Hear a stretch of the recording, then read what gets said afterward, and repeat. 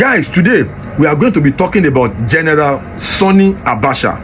You are welcome to my show, Jeff Owulewa TV. Shedadani Mobayin. General Sani Abacha, Nigeria's 7th military head of state from the year 1993 to 1998, is remembered as one of the most infamous leaders in the country's history.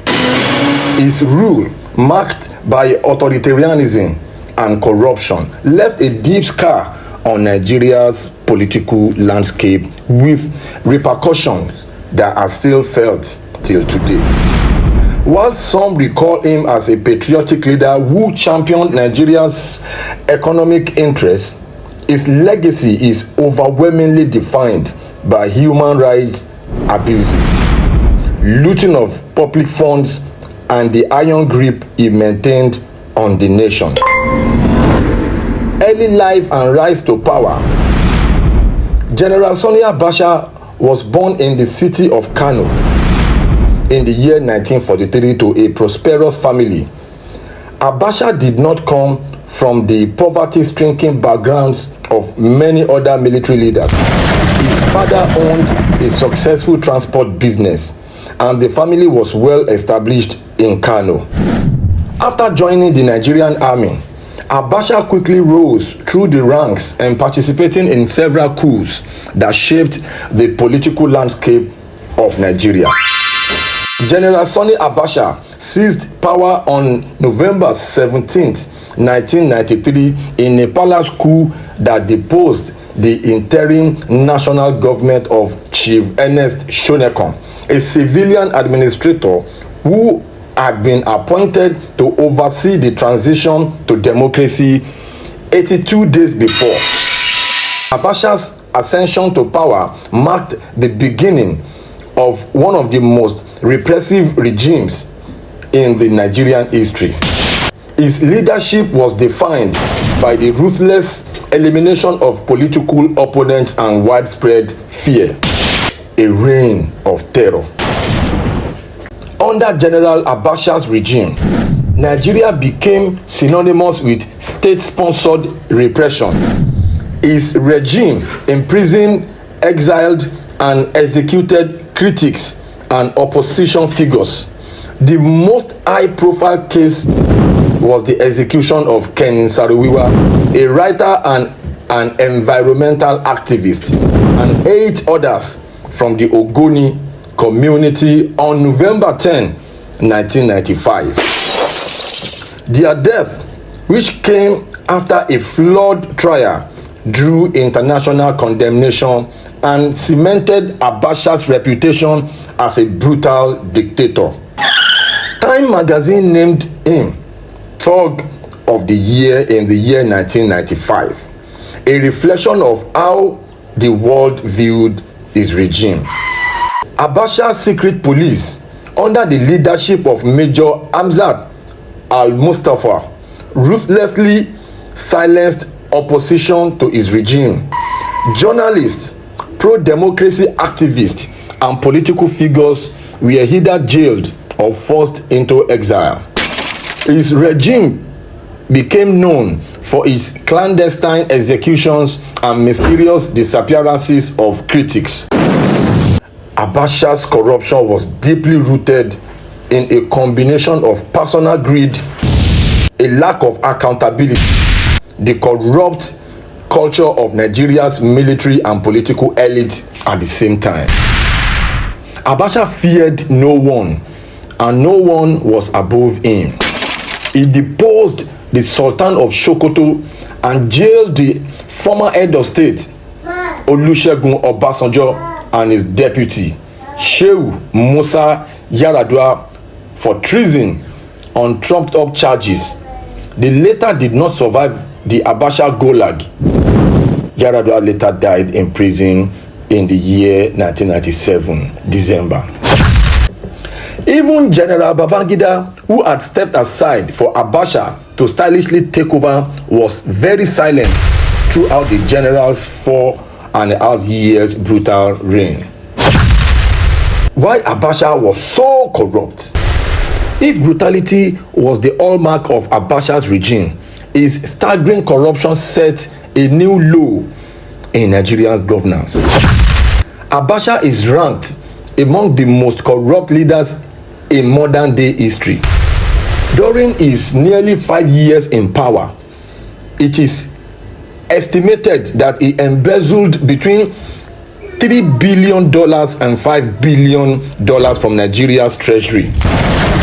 These funds were stashed in foreign bank accounts across Europe and other parts of the world. The Nigerian government continues to recover some of the stolen wealth till this day. Despite being a major oil producer under Abacha's rule, the country became dependent on importing refined petroleum products. The nation's refineries fell into disrepair, a symbol of mismanagement and neglect that defined his regime. Abacha's embezzlement of public funds significantly contributed to the underdevelopment of key sectors in Nigeria, including healthcare, education, and infrastructure, exacerbating poverty and inequality. General Sani Abacha's corruption was deeply rooted in a combination of personal greed, a lack of accountability, the corrupt culture of Nigeria's military and political elite at the same time, and the unchecked power that came with his position as a military dictator. Corruption within Nigeria's military elite had already been entrenched by the time Abacha assumed power, and he merely expanded on a system that had long been plagued by misuse of public resources for personal gain. As a Nigeria's head of state, Abacha ruled with absolute authority, and there were no effective mechanisms or checks and balances to hold him accountable. His regime operated under a military dictatorship where all branches of government submitted to his will, and dissent was ruthlessly crushed out. General Abacha controlled all arms of governance, and there was no independent judiciary, no free press, or opposition party strong enough to challenge his decisions or expose his corruption. This atmosphere of unchecked power created a culture where corruption could thrive, as there was no oversight or legal consequence for Abacha's action. In environments where leaders are not held accountable, corruption becomes rampant, and Abacha took full advantage of this. His actions were driven by personal greed and the desire for immense wealth and power. His looting of the treasury, estimated to be between $3 billion and $5 billion, was far beyond what might be considered mere opportunistic corruption.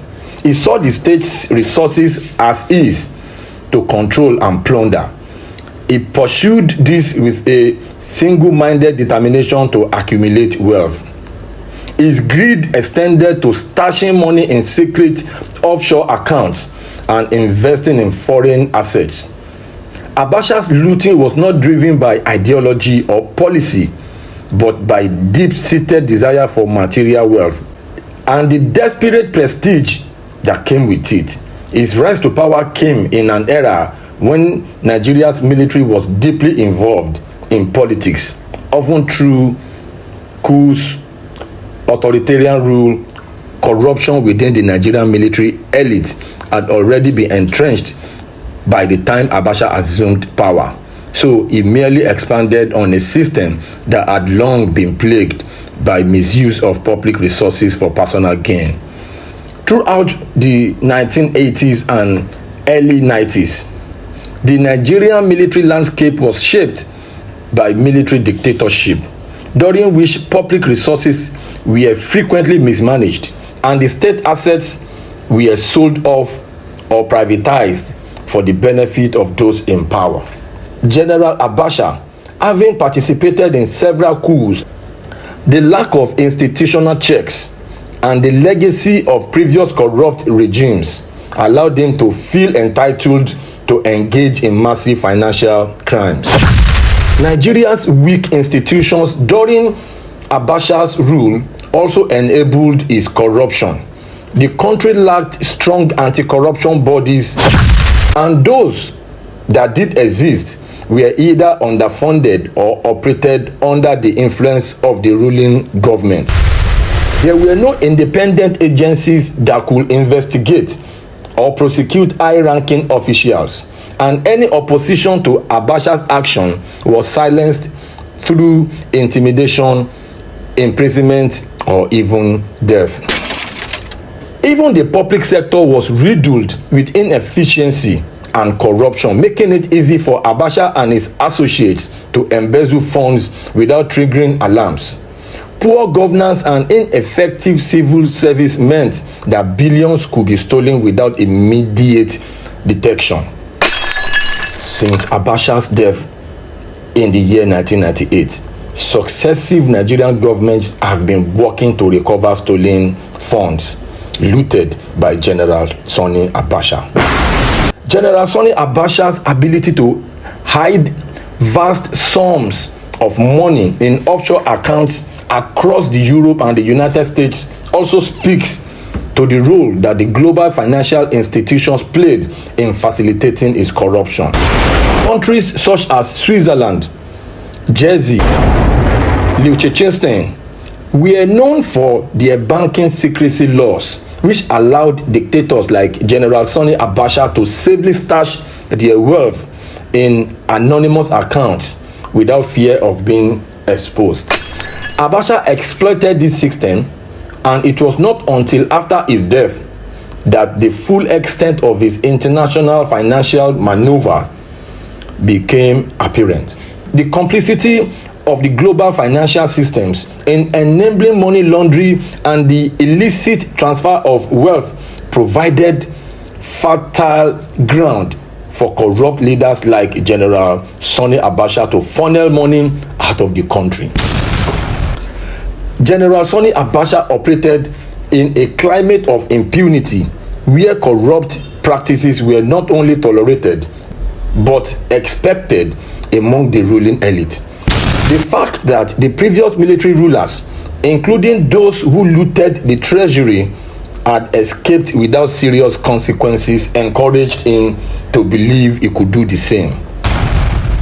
Corruption had become so embedded in the political system that there was no little moral or social pressure to govern with integrity for General Sani Abacha.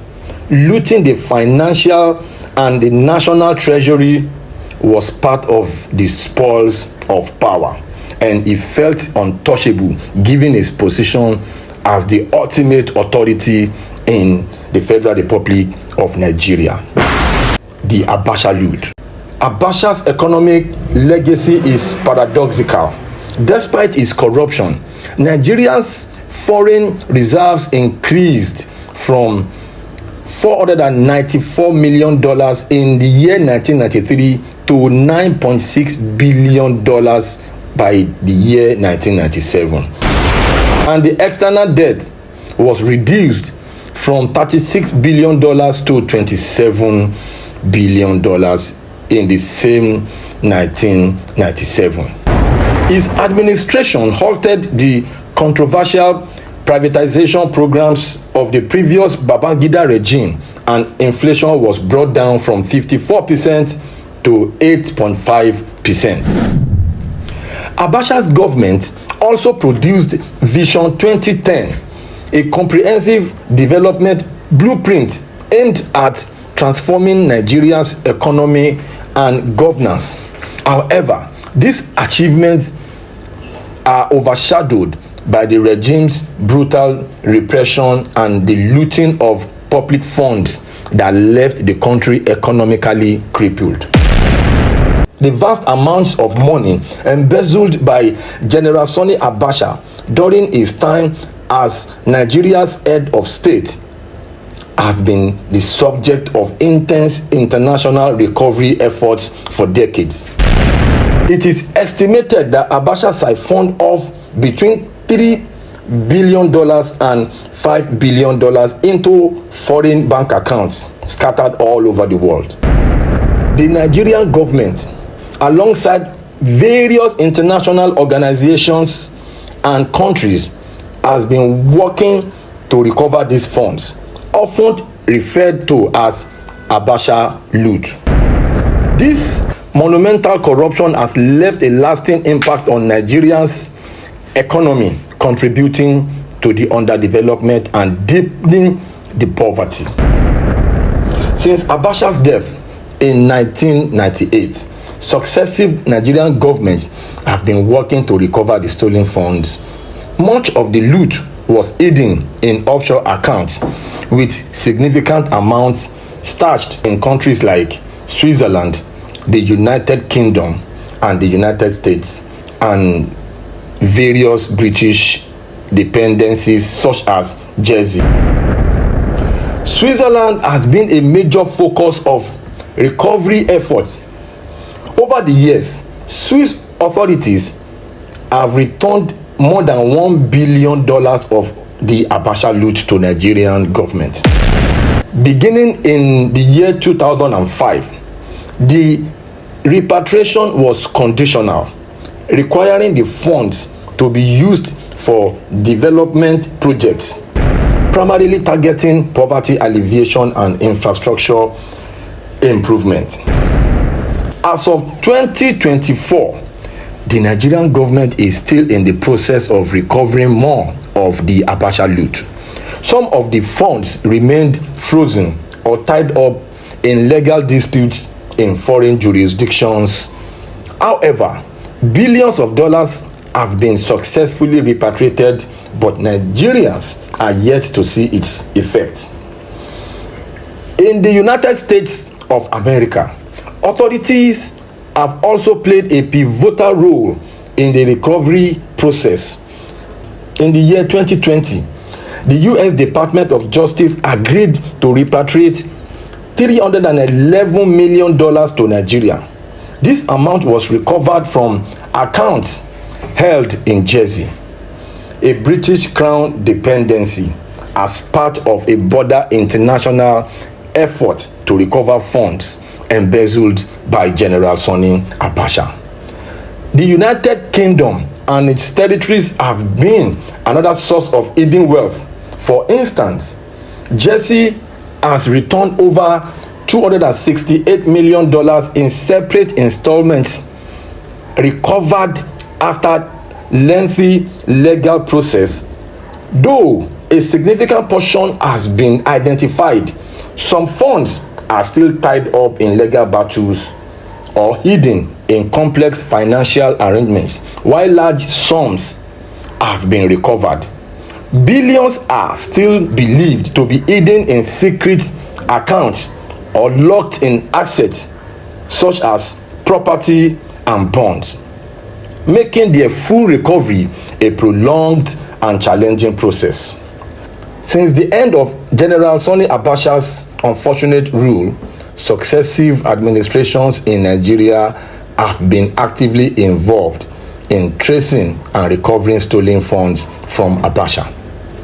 Presidents such as Olusegun Obasanjo, Goodluck Jonathan, and Muhammadu Buhari have each played a role in pushing for the return of the stolen assets. These governments have also worked to ensure the recovered funds are used for social welfare and development projects such as National Social Safety Net Project (NASSP), aimed at reducing poverty in Nigeria. The World Bank has often overseen how recovered funds are utilized to ensure transparency and accountability. In many cases, the repatriation of funds comes with conditions attached, such as directing the money to specific projects aimed at benefiting the Nigerian populace. The Nigerian Economic and Financial Crimes Commission (EFCC) has been the primary domestic agency spearheading efforts to track down and repatriate the Abacha loot. In cooperation with international law enforcement bodies like the U.S. Department of Justice and Interpol, the EFCC has played a pivotal role in navigating the complex legal battles surrounding these funds. Now, how did General Sani Abacha died? On Monday, 8 June 1998, General Sani Abacha died in Aso Rock Presidential Villa in Abuja. He was buried on the same day according to Muslim tradition and without an autopsy, fueling speculation that he may have been assassinated. The government of the Nigerian Republic identified the cause of his death as a sudden heart attack. In conclusion, General Sani Abacha's reign will forever be remembered as one of the darkest periods in the Nigerian political history. His regime was defined by unchecked corruption, state-sponsored violence, and human rights violations.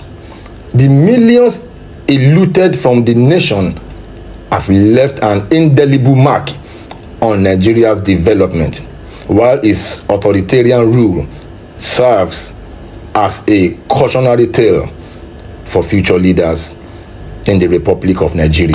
Yes, so you are welcome back to the show, Jeff Owolewa TV. I hope we have been able to learn one or two things from the analysis in this video. Jeff Owolewa is my name, and please, if you know that you have not subscribed to my channel, I take God beg you, subscribe to my channel and smash that notification bell, so when my next video is popping up, you will be the first to see it. God bless you.